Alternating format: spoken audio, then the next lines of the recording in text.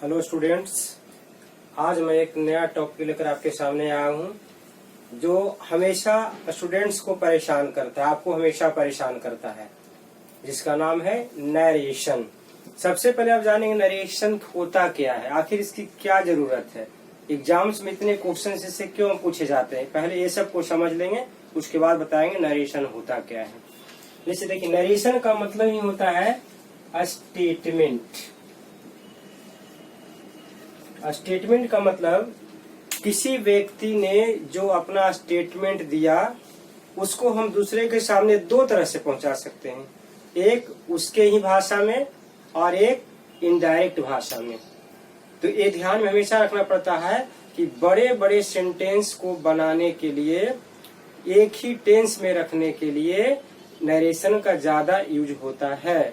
और इसीलिए इंडिया के अच्छे एग्जाम्स देख सकते हैं, बहुत सारे लेवल का जो एग्जाम्स है उसमें नरेशन का बहुत बड़ा कंट्रीब्यूशन है। तो आखिर देखेंगे नरेशन होता क्या है, नरेशन की क्या जरूरत हमें है और ये कैसे बनता है। सबसे पहले इसके कंसेप्ट के बारे में बताऊंगा आपको कि आखिर बनता कैसे है। यहाँ देखेंगे कि नरेशन में स्टेटमेंट इसको कहते हैं। स्टेटमेंट यानी किसी के द्वारा जो कुछ कहा गया उसको हम स्टेटमेंट कहते हैं। नरेशन यहाँ देख रहे हैं, इसको हम सबसे पहले देखेंगे कि दो भाग में इसे हम डिवाइड कर देते हैं। एक में कहते हैं डायरेक्ट नरेशन। डायरेक्ट नरेशन का मतलब ये समझ सकते हैं डायरेक्ट स्पीच। ये दोनों तरह से लिखा रहता है बुक में, इसलिए ये दोनों अलग चीज नहीं है, दोनों सेम है। और फिर एक यहाँ आ जाता है इनडायरेक्ट नरेशन या फिर इनडायरेक्ट स्पीच। यानी इसमें डायरेक्ट से इनडायरेक्ट करने के लिए आपको सीखना है और जरूरत पड़ने पर इनडायरेक्ट से डायरेक्ट भी कर सकते हैं। दोनों तरह से क्वेश्चंस आते हैं, इस पर कॉमन एरर्स भी काफी रहते हैं, इसलिए नरेशन को जानना बहुत ही आपको जरूरी हो गया है।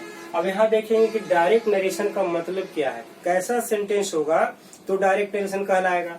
तो इसमें डायरेक्ट एक एग्जांपल देखेंगे। यहाँ पर direct narration, he says to me. यहाँ देखिए नीचे कॉमा रहता है, ऊपर इन्वर्टेड कॉमाज होता है और इसके बाद ये स्टेटमेंट यहाँ पर कहा जाता है। कोई भी स्टेटमेंट हो सकता है, जैसे आप लिख सकते हैं आई लव यू, ऐसे कर दिए हैं। अब यहाँ पर एक सोचेंगे बात को कि ये किसने कहा। तो सबसे पहले ये समझेंगे कि ये जो स्टेटमेंट दिया गया है ये किसके द्वारा दिया गया है। ये स्टेटमेंट हमेशा यहाँ के सब्जेक्ट के अनुसार दिया जाता है, यानी सब्जेक्ट ने ऐसा कहा। किसको कहा, तो इसको कहा। यानी इसका भी तीन पार्ट, इस इधर तो खैर कोई भी पार्ट हो सकता है। अब सबसे पहले देख लेंगे कि आखिर ये होता क्या है। देखिए यहाँ से यहाँ तक और एक यहाँ से यहाँ तक इन्वर्टेड कॉमा के अंदर जो होता है उसको हम कहते हैं रिपोर्टेड स्पीच। मीन्स किसी के द्वारा ये रिपोर्ट किया गया उसे हम कहते हैं रिपोर्टेड स्पीच। यानी किसी ने कहा, हमने कहा, आपने कहा, किसी बड़े लोगों ने कहा, किसी विद्वान का स्टेटमेंट, किसी का स्टेटमेंट हो सकता है, ये कोई बड़ी बात नहीं है। तो किसी के द्वारा जब कहा जाता है जिसको हम इन्वर्टेड कॉमा में बंद करके रख देते हैं कि समझते हैं कि इसने ऐसा कहा, ये स्टेटमेंट कहलाता है। तो जब इन्वर्टेड कॉमा में बंद रहे तो इस पूरा पार्ट को हम कह देते हैं रिपोर्टेड स्पीच। और एक पार्ट बाहर भी होता है, देखिए इधर का पार्ट जो कहता है और जो सुनता है, ऐसा। तो इसको हम क्या कहेंगे, रिपोर्टिंग स्पीच कह देते हैं इसे, या फिर रिपोर्टिंग क्लाउज भी इसको हम कह सकते हैं। दोनों कह सकते हैं इसको, रिपोर्टिंग स्पीच या रिपोर्टिंग क्लाउज कह सकते हैं।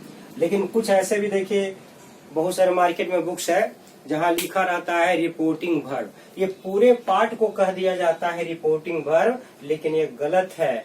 ऐसा अगर कहेंगे तो आगे मैं इसका क्लियर करूंगा कि क्यों गलत है। ऐसा आप कभी भी स्टेटमेंट न दें कि रिपोर्टिंग स्पीच पूरा पार्ट हो गया, ऐसा नहीं हो सकता है।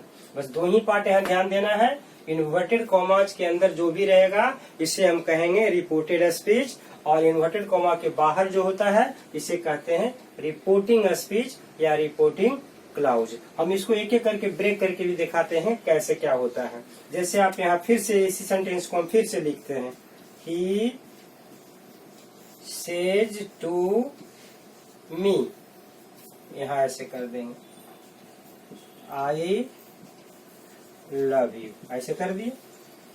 हम इसको देखेंगे एक एक करके कि इसमें कितने पार्ट्स हैं। इसमें मैक्सिमम 3 पार्ट्स हो सकते हैं, 2 भी रह सकते हैं, 2 तो मिनिमम रहना ही है, क्योंकि बोलने वाला चाहिए और जो बोलने वाला कहा जो बोला उस तो रहेगा ही ना। ऑब्जेक्ट रहे न रहे इसकी कोई गारंटी नहीं है, नहीं भी रह सकता है, रह भी सकता है, लेकिन इसको हम देख सकते हैं कि 2 पार्ट इम्पोर्टेंट है। हाँ, अगर ऑब्जेक्ट आता है तभी यहाँ पर टू होता है, नहीं तो टू नहीं दिया जाता है। और यहाँ पर देखिए एक पार्ट हो गया ऑब्जेक्ट, यानी मैक्सिमम हो सकता है 3 पार्ट्स और मिनिमम हो सकता है 2 पार्ट्स। ये ऐसे इस तरह से रखते हैं। अब ये तीनों को अगर हम अलग अलग बात करें तो देखेंगे क्या है। इस पार्ट को आप क्या कहेंगे? ये देखने से क्या लग रहा है आपको? सेज है, या कोई भी टेंस रहे, टेल्स रहे या सेड टू रहे या सेड रहे, कुछ भी रहे, इसको हम कहते हैं रिपोर्टिंग वर्ब।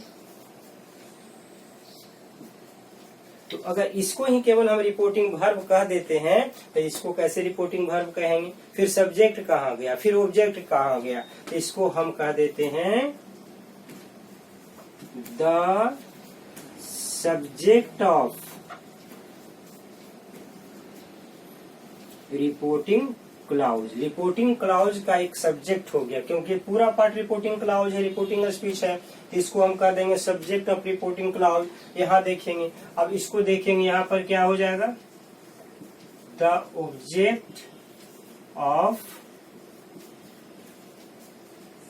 Reporting clause. देख सकते हैं इसको 3 भाग में हमने डिवाइड कर दिया है। पहला आता है जो बोलने वाला होता है, जो स्टेटमेंट जारी करता है, जो देता है, कहता है कुछ, उसको कहते हैं हम सब्जेक्ट ऑफ रिपोर्टिंग क्लाउज या रिपोर्टिंग स्पीच। और वर्ब के बिना तो स्टेटमेंट जारी होगा ही नहीं, तो वर्ब हमेशा रहता है, ये होता है रिपोर्टिंग वर्ब। इसमें ऑब्जेक्ट यानी प्रीपोजिशन का पार्ट रहे न रहे उससे कोई मतलब नहीं, इससे हमेशा हम कहते हैं रिपोर्टिंग वर्ब। थर्ड पार्ट इसका होता है, ये रह भी सकता है, कहीं नहीं भी रह सकता है, तो रहता है तो इसको हम कहते हैं the object of reporting clause, reporting speech. तो इस प्रकार से रिपोर्टिंग स्पीच का 3 पार्ट हमेशा होता है, ये ध्यान में रखेंगे। अब इधर में कितना पार्ट हो सकता है? इधर पूरा सेंटेंस हो सकता है। अब यहाँ देख सकते हैं इसको क्या है, सब्जेक्ट है, ये वर्ब है, ऑब्जेक्ट है, इसमें चाहे तो एडवर्ब भी आ जाए, प्रीपोजिशन भी आ जाए, कुछ भी आ जाए, ऐसा नहीं है। तो इसको हम अलग से बताएंगे आपको। सबसे पहले आप यहाँ देख लीजिए कि ये क्या होता है। यहाँ subject of reporting speech, reporting verb और ऑब्जेक्ट ऑफ रिपोर्टिंग स्पीच, और इधर के पूरे पार्ट को हमने लिखा ऊपर रिपोर्टेड स्पीच। ये रिपोर्टेड स्पीच का मतलब है किसी के द्वारा यह जारी किया गया। अब हम ये देखेंगे इसमें कि इसमें चेंज कहाँ कहाँ की गुंजाइश कहाँ कहाँ होता है कि हम चेंज। अब देखिए लिखेंगे, फिर उसी सेंटेंस को फिर से दोहराते हैं, he says to me I love you. Same sentence को मैं फिर से रिपीट कर रहा हूँ। इसका क्या पर्पस है? हमें देखना है कि कौन कौन सा पार्ट चेंज होता है। तो सबसे पहले देखेंगे यहाँ सब्जेक्ट, रिपोर्टिंग वर्ब और ये ऑब्जेक्ट है।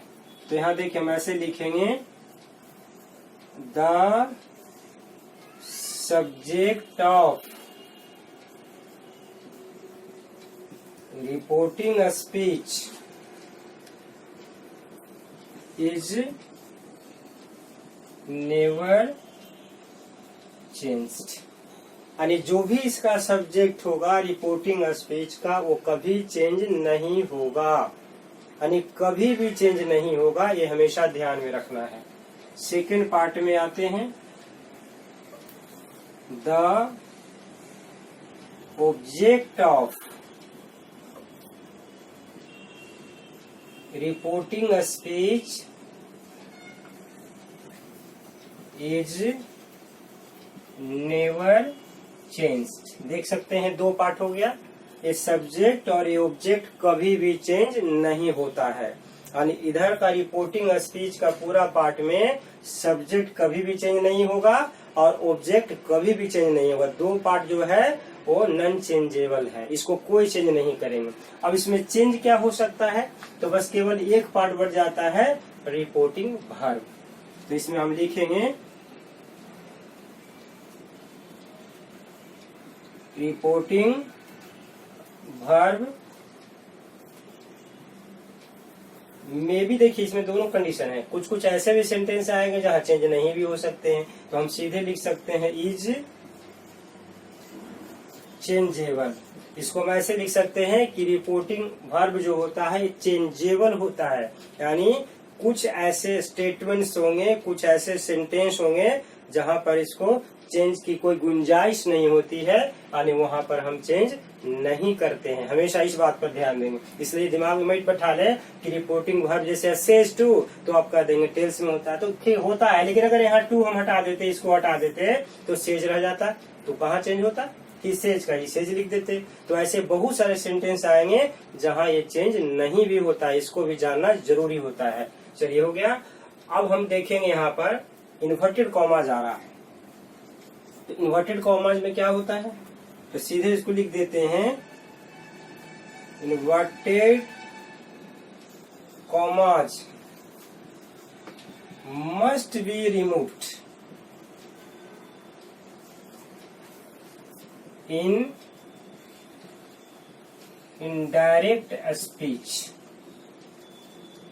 इनडायरेक्ट स्पीच में जैसे ही आप चेंज करते हैं इन्वर्टेड कॉमाज हमेशा हटाना पड़ेगा। इन्वर्टेड कॉमाज यानी यहाँ नीचे का एक कॉमा, ऊपर देखिए कभी कभी आजकल जो है ना सिंगल कॉमा ऐसे भी चलता है, एक ही से दे देते हैं काम।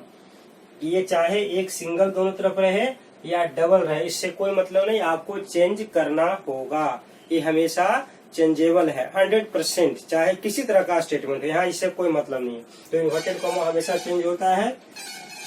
फिर अब देखिए आता है यहाँ पर आई है, यू है, यानी इसको कह सकते हैं persons. Persons of reported speech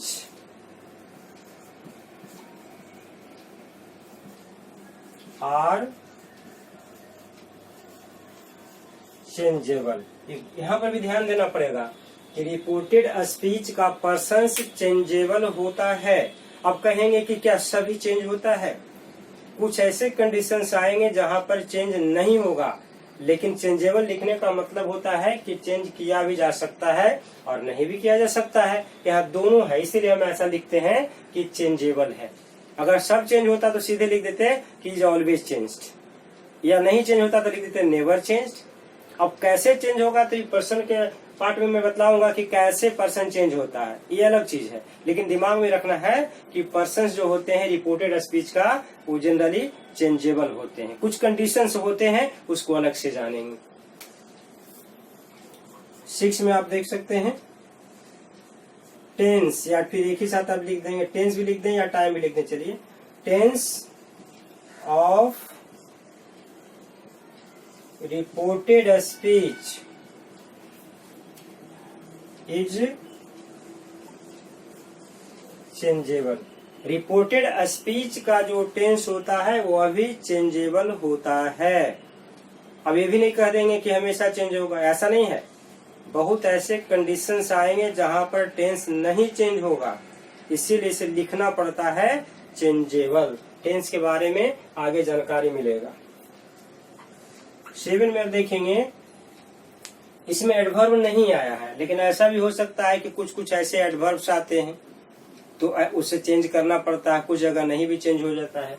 तो इसमें लिख देंगे सम, कुछ एडजेक्टिव्स भी होते हैं, एडजेक्टिव्स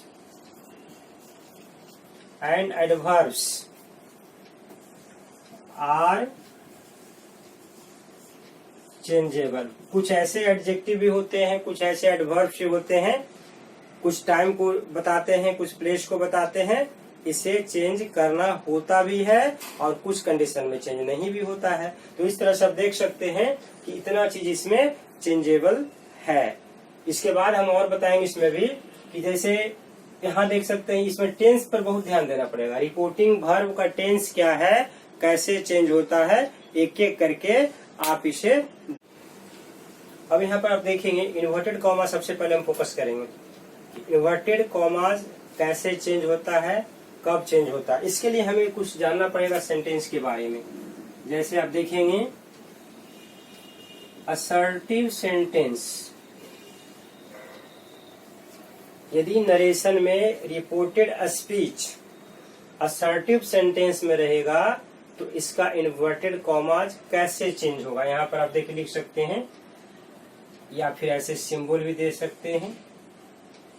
ये देखिए इसको चेंज करना है तो यहाँ पर क्या होगा, इनटू, ये देखिए डैट में चेंज हो जाएगा। यानी असर्टिव सेंटेंस रहे तो इन्वर्टेड कॉमाज को चेंज हम करते हैं डैट। डैट यानी क्या है, कंजक्शन है, इसमें हम चेंज करते हैं, लेकिन सभी का डिफरेंट होता है। अब यहाँ देख सकते हैं कि मान लिया कि एक्सक्लामेटरी है, तो एक्सक्लामेटरी सेंटेंस को कैसे चेंज करेंगे, तो इसको भी हम चेंज करेंगे यहाँ पर डैट में, इसको भी डैट में चेंज करेंगे। फिर आता है ऑप्टेटिव सेंटेंस। ऑप्टेटिव सेंटेंस अगर रिपोर्टेड स्पीच का पार्ट ऑप्टेटिव सेंटेंस में होता है तो इसे भी डैट में लगा देते हैं। अब कहेंगे सभी डैट होता है तो एक बार में लिख सकते थे, लेकिन ऐसी बात नहीं है। बहुत ऐसे भी इसमें आएंगे जहां पर डैट का यूज हम नहीं करते हैं। नंबर 4 में देखेंगे इम्पेरेटिव सेंटेंस।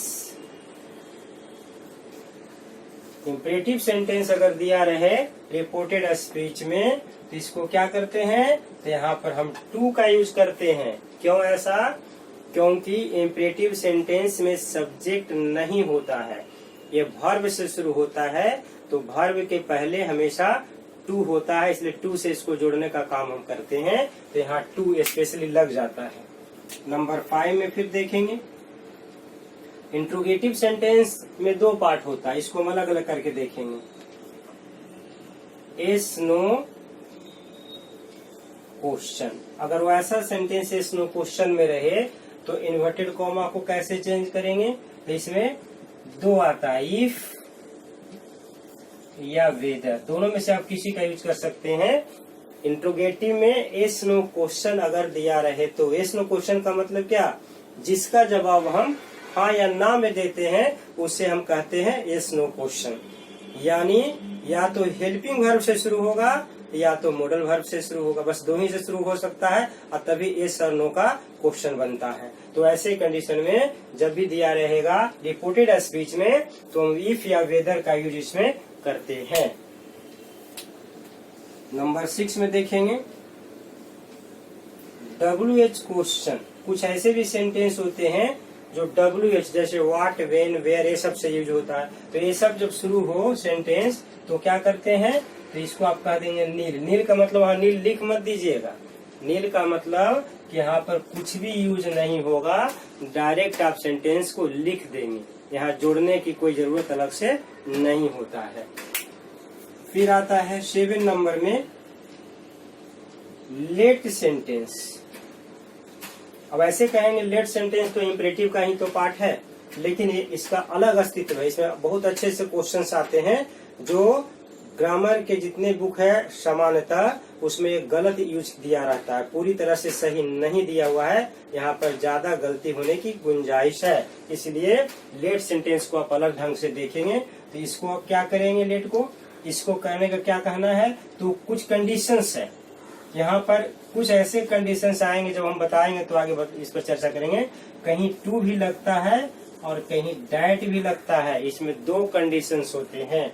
तो इतना देख लिया आपने ना। इस तरह से नरेशन में जैसे ही इन्वर्टेड कॉमा जाता है तो इसको हम 2 तरह से ध्यान में रखेंगे। कुछ में लगता है, देखिए ज्यादा में आपका डैट लग रहा है और कुछ में टू है और एक इफ वेदर भी आ जाता है।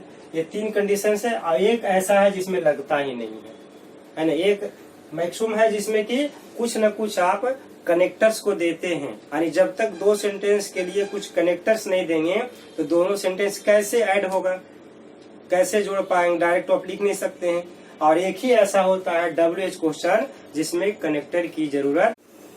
नरेशन का एक इम्पोर्टेंट पार्ट होता है रिपोर्टेड स्पीच का पर्सन्स को चेंज करना।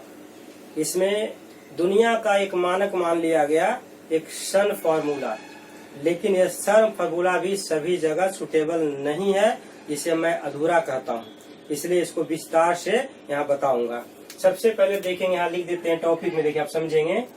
चेंज ऑफ पर्सन्स किसमें, तो रिपोर्टेड स्पीच।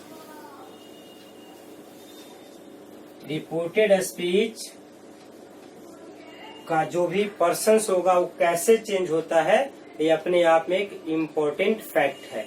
इसे आप देखेंगे, इसमें दो पार्ट में हम बांट देते हैं। एक पहला पार्ट देते हैं सिंगुलर का पूरा फॉर्म, इसमें पूरा सिंगुलर फॉर्म रहेगा, प्लूरल का अलग कर देते हैं। जैसे आप लिखते हैं यहाँ आई, आई का क्या करते हैं मी, मी का फिर माई, माई का फिर एक माइन, और एक हो जाता है माई सेल्फ। यानी ऊपर अगर इसका हेडिंग आप देना चाहें तो दे सकते हैं। यहाँ देख सकते हैं कि फर्स्ट हो गया नोमिनेटिव केस। नोमिनेटिव केस यानी सब्जेक्ट फॉर्म कर्ता कारक।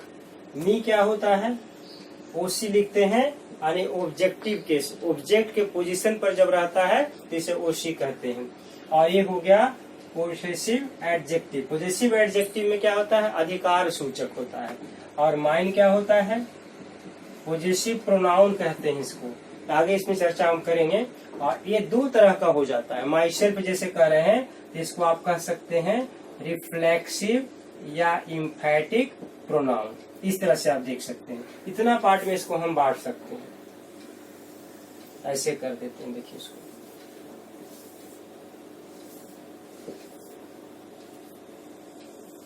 ये हो गया आई का। अब सिंगुलर फॉर्म, यहाँ देखिए लिखा ऊपर है सिंगुलर फॉर्म, तो केवल हम सिंगुलर फॉर्म के बारे में कहेंगे। अब जैसे यहाँ पर आपने लिख दिया यू, तो यू का पूरा सिंगुलर फॉर्म देखेंगे। यू का ऑब्जेक्ट में भी यू होता है, और यहाँ क्या होता है योर, यू का योर, और यहाँ क्या होगा पोजेसिव में प्रोनाउन में योर्स हो जाता है। और ये सिंगुलर फॉर्म है, इसलिए यहाँ सेल्फ होगा, सेल्फ से नहीं लिखेंगे, सेल्फ की जरूरत नहीं अभी है, क्योंकि वो प्लूरल में होता है ऐसा। ये यू का फॉर्म हो गया।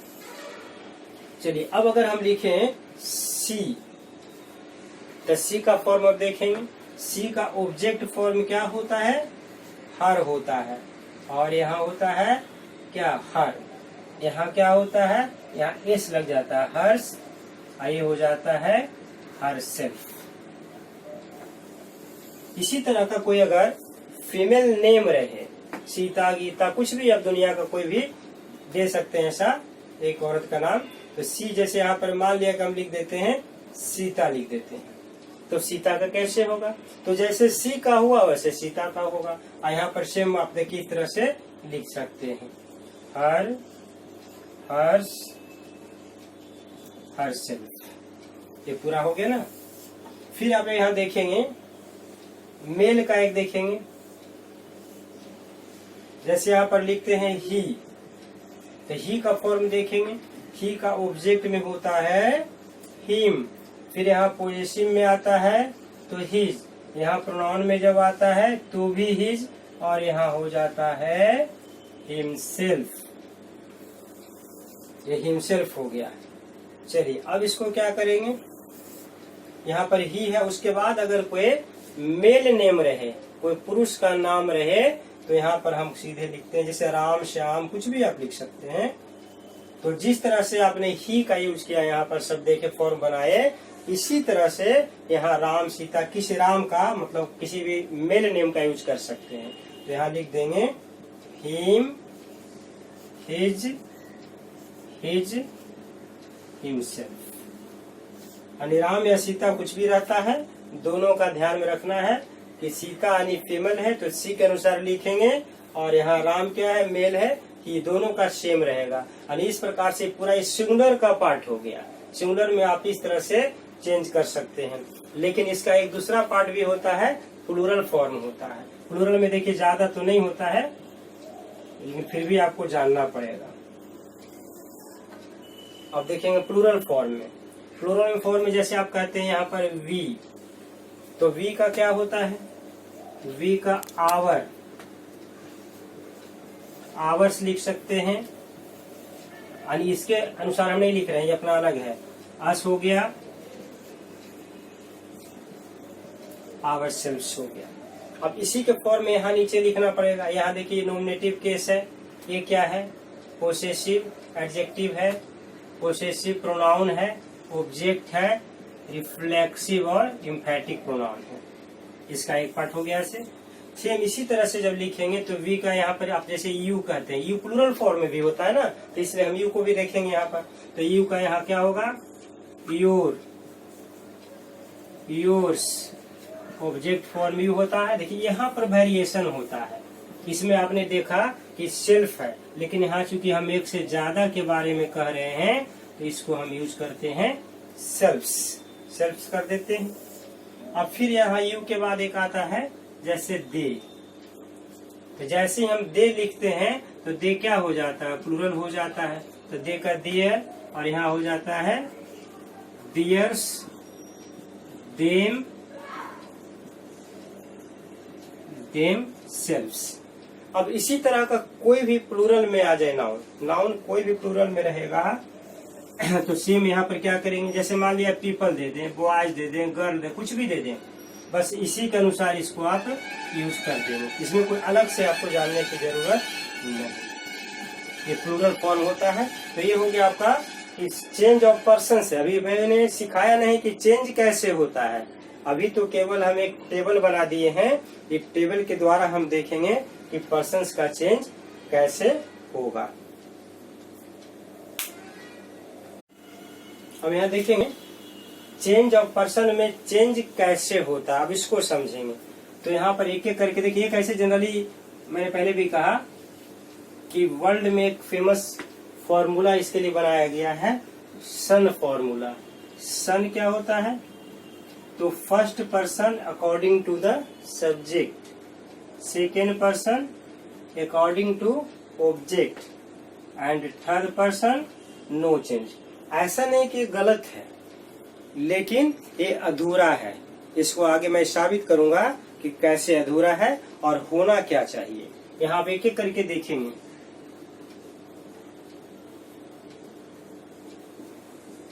The first person of reported speech is changed as the subject of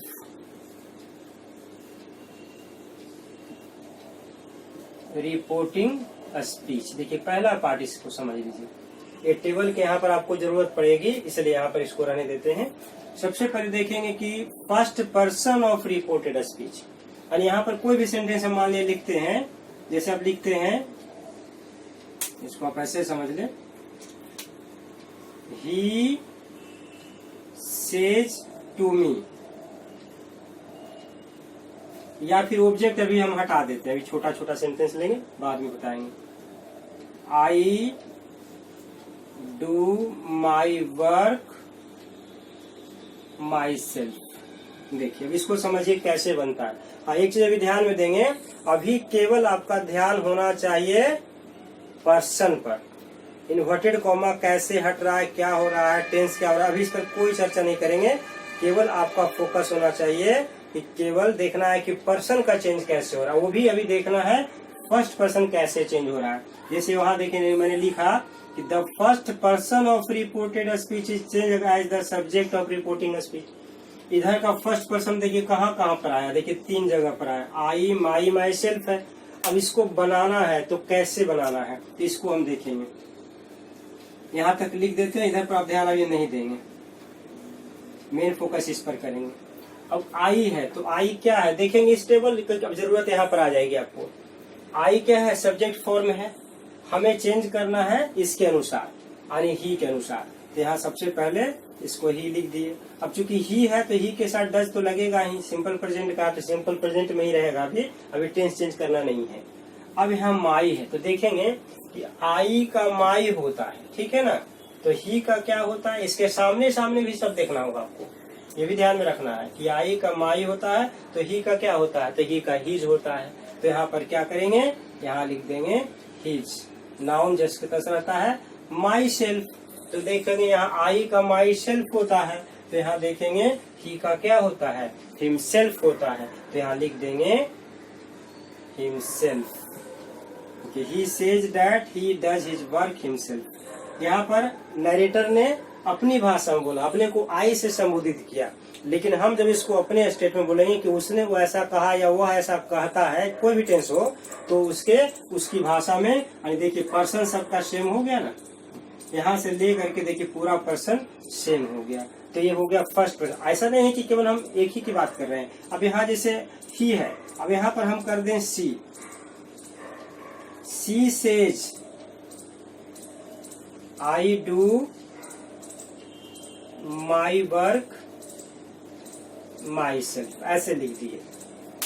आपको केवल एक ही चीज फोकस करना है कि रिपोर्टेड स्पीच में फर्स्ट पर्सन होना चाहिए, और ये भी ध्यान में रखेंगे अगर इधर सिंगुलर है तो ये सिंगुलर होना चाहिए, नहीं तो गलत हो जाएगा, नहीं बनेगा। प्लूरल होगा तो प्लूरल होना चाहिए। अब जैसे आप देखेंगे सी सेज है, इसको हम लिखेंगे सी सेज, इन्वर्टेड कॉमा हटा के डैट लगा दिए। अब चूंकि आई है यहाँ तो देखेंगे आई का यहाँ क्या आ रहा है, सी आ रहा है, यानी हम चूंकि इसके अनुसार चेंज कर रहे हैं ना, तो ये सब्जेक्ट फॉर्म में है, तो यहाँ सब्जेक्ट फॉर्म क्या है तो सी लगा दिए। सिंपल प्रेजेंट में रहेगा टेंस, अभी कोई दिक्कत नहीं है।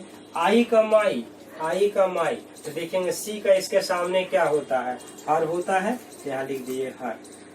हर नाउन को कोई चेंज नहीं करते हैं। माई सेल्फ, आई का माई सेल्फ, तो सी का क्या होगा इसके सामने देख लेंगे हर सेल्फ, तो यहाँ पर हम यूज करेंगे हर सेल्फ, देख लिए। और इसी तरह से हमें हमेशा इसको चेंज करते रहना पड़ेगा। एक और एग्जांपल हम प्लूरल का देंगे आपको, ये सिंगुलर का फॉर्म हो गया। अब यहाँ देखिए प्लूरल का फॉर्म है, अगर यहाँ दिया रहे people say we do our work ourselves. अब यहाँ देख सकते हैं कि सभी प्लूरल फॉर्म में आया है। क्यों प्लूरल फॉर्म में आया है, क्योंकि बोलने वाला जो है वो प्लूरल है, इसलिए प्लूरल फॉर्म में आया है। तो इस तरह से आप बना के अब देखेंगे इसको, पीपल से डैट, यहाँ तक हम लिख देते हैं। अब यहाँ देखिए हमने चर्चा किया है पीपल का भी, तो पीपल का प्रोनाउन क्या होता है, थर्ड पर्सन प्लूरल नंबर में जब रहता है तो इसका प्रोनाउन होता है दे। तो यहाँ पर आप देखेंगे कि वी जो है ना, तो वी को यहाँ क्या करेंगे, तो वी को सब्जेक्ट के अनुसार बनाएंगे ना, तो सब्जेक्ट पीपल है, पीपल का प्रोनाउन क्या होगा तो दे होगा। यहाँ लिख दिए दे डू। अब यहाँ देखेंगे दे का क्या होता है देयर, वी का आवर है, यहाँ वी का आपने लिखा आवर, तो इसी तरह से वी का आवर है तो सामने दे है, तो दे के सामने क्या है तो देयर है। तो we they do their work. फिर देखेंगे वी का यहाँ आवर सेल्फ्स होता है, तो दे का क्या होता है यहाँ देख लेंगे देम सेल्फ्स, यहाँ लिख देंगे themselves. People say that they do their work themselves. अब यहाँ देखेंगे सेकेंड पर्सन कैसे चेंज होता है, सेकेंड नंबर में the second person of reported speech is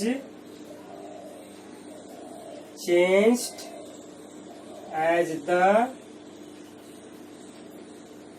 object of reporting speech। जैसा कि आपने देखा कि फर्स्ट पर्सन जो चेंज होता है रिपोर्टेड स्पीच का, according to the subject of reporting speech. लेकिन अब यहाँ पर दिखा रहा है सेकंड पर्सन कैसे चेंज होता है, तो सेकंड पर्सन ऑब्जेक्ट के अनुसार चेंज होता है। अब यहाँ जैसे देखेंगे कुछ भी हम लिख देते हैं, मान लीजिए ही लिख देते हैं, कहेंगे ही सेज। अब यहाँ पर कुछ ऑब्जेक्ट में हम दे देते हैं, सपोज हम दे देते हैं मी, ही सेज टू मी। अब यहाँ लिखेंगे you do your work, suppose हम यहीं तक रहने देते हैं ऐसे। अब यहाँ देखेंगे कि सेकंड पर्सन आ रहा है, सेकंड पर्सन यानी यू आ रहा है, योर आ रहा है, या योर सेल्फ आगे हम देते हैं तो भी उससे कोई दिक्कत नहीं है। अब ऐसे हो गया, तो सबसे पहले इधर का पार्ट को हम चेंज करेंगे। इधर कैसे चेंज होता है अभी ध्यान मत दीजिएगा, ये आगे बतलाएंगे। इन्वर्टेड कॉमा तक देखिए डायरेक्ट लिख दिए। अब यहाँ देखेंगे यू आया है, तो यू आया है सेकंड पर्सन है, तो सेकंड पर्सन ऑब्जेक्ट में मी है, तो मी है तो यहाँ क्या करें, मी लिख दे, नहीं मी नहीं लिखना है, ये चूंकि सब्जेक्ट फॉर्म है तो इसका सब्जेक्ट फॉर्म में यहाँ ले आएंगे, यानी यहाँ पर आई हो जाएगा, टेंस चेंज नहीं होगा। अब देखिए यू का योर है तो आई का क्या होता है, आप देख सकते हैं यू का यहाँ देखेंगे योर है तो आई का क्या होता है, तो माई होता है। तो यहाँ पर लिख देंगे आई डू माई वर्क, ऐसे लिख दिए। फिर आपको एक और देखते हैं सेंटेंस, कोई भी सेंटेंस बनाते हैं, जैसे मान लिया लिखते हैं ही सेज टू हर, यहाँ पर देखिए हर लिख दिए, यू डू योर वर्क, ऐसे लिख दिए। अब इसको देखेंगे, क्या देखेंगे, यहाँ ऑब्जेक्ट में क्या है, तो ऑब्जेक्ट में हर है, तो लिखेंगे इसको he tells her that, second person according to object.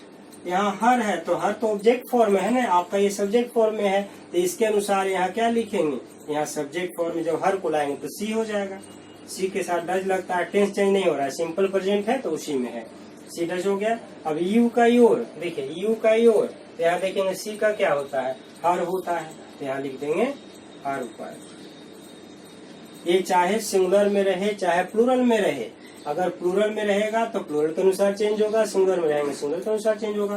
यानी ये दोनों का रिलेशन ऐसा होना चाहिए कि पर्सन से मतलब सिंगुलर हो तो सिंगुलर दोनों रहेगा, प्लूरल होगा तो प्लूरल दोनों रहेगा, इसमें कोई परिवर्तन आप अलग से नहीं करेंगे। यहाँ चूंकि हर एक में आया है यू है, अगर यहाँ पर अस होता तो यहाँ अस होता तो यहाँ पर प्लूरल में ही होता, तभी दोनों का चेंज हो सकता है, इसका ही तरीका है।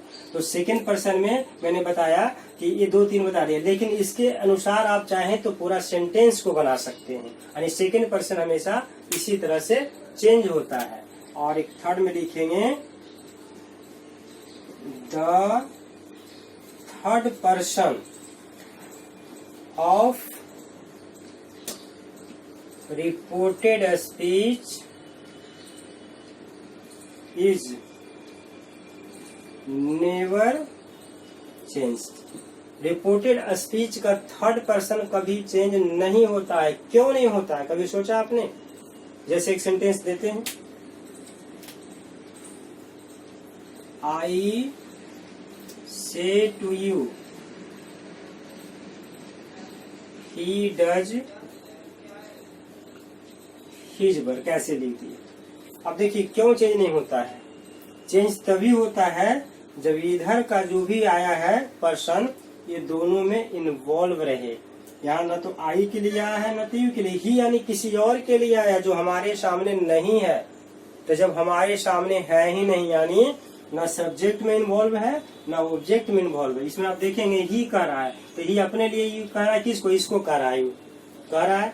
फर्स्ट पर्सन भी आप देखते हैं कि अपने लिए कह रहा है, इसमें इसके लिए कह रहा है, किसी न किसी लिए, दोनों में से आ रहा है। तो जब सब्जेक्ट ऑब्जेक्ट किसी के लिए आएगा तो उसको चेंज हम करते हैं, इसीलिए first person second person change होता है, थर्ड पर्सन चेंज नहीं होता है, क्योंकि हम किसी और के बारे में कह रहे हैं, हम आपके बारे में नहीं कह रहे हैं, तो इसलिए ये गलत हो जाता है। तो इसलिए इसको जब बनाएंगे तो सीधे लिखेंगे I tell you that he does his work.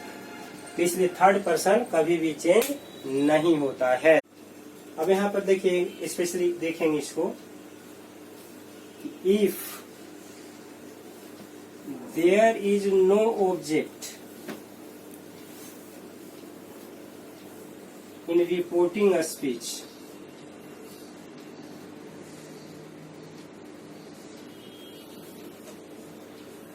Reporting speech में सब्जेक्ट में ऑब्जेक्ट तो रहता ही है, लेकिन सब्जेक्ट रहेगा लेकिन ऑब्जेक्ट नहीं रहेगा, तब क्या करिएगा? रिपोर्टिंग स्पीच में अगर ऑब्जेक्ट, सब्जेक्ट हमेशा रहेगा लेकिन ऑब्जेक्ट अगर ना रहे तो क्या करेंगे? If there is no object in reporting speech and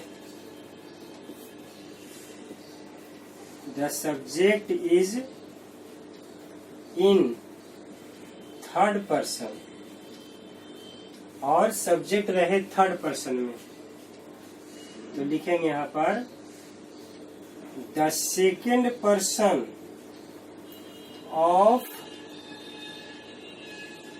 reported speech is changed into first person और रिमेन्स द सेम। या तो सेकेंड पर्सन में इसको छोड़ देंगे, जैसे आप यहाँ देखेंगे कि ये थर्ड पर्सन होना चाहिए, और जब थर्ड पर्सन है, अब यहाँ पर ऑब्जेक्ट नहीं है और यहाँ पर ऐसे आ रहा है you do your work, question ऐसे दिया हुआ है, तो कह रहा है कि वह कहता है, यहाँ तो ऑब्जेक्ट है ही नहीं तो किसको कहता है? तो जब बोलने वाला थर्ड पर्सन है तो यहाँ पर ऑप्शंस क्या हो सकता है? या तो फर्स्ट पर्सन, सिंगुलर में है तो मी, या प्लूरल में है तो अस हो सकता है, और नहीं तो यू भी हो सकता है। वह तुमसे कहता है, वह मुझसे कहता है, वह हमसे कहता है, ऐसे हो सकता है। तो ये आप एज्यूम कर लें, इसको मान लें। आप चाहें तो सेकंड पर्सन छोड़ दें और नहीं तो चाहे तो फर्स्ट पर्सन में चाहिए। अपने सेंस यहाँ लिखेंगे हम नहीं, यहाँ पर एक मान लिए कि ऐसा होता है। अब जैसे लिखेंगे he says that, अगर इसको मान लिया कि मान लेते हैं कि मी छिपा हुआ तो हम आई बना लेंगे। तो देखिए आई डू माई वर्क, ऐसे कर दिए। अब इसी को चाह लेते यू का यू छोड़ देते तो यहाँ से कर देते यू डू योर वर्क, ऐसे कर देते। इसमें कहीं कोई चेंज नहीं की जरूरत था, नहीं भी कर सकते थे। अगर प्लूरल का कंसेप्ट कहीं आगे लगे तो यू तो वी है तो वी के अनुसार भी चेंज कर सकते हैं, इससे कोई गलती नहीं होता है। अब यहाँ देखेंगे 5 नंबर में, if the subject of reporting speech is in first person,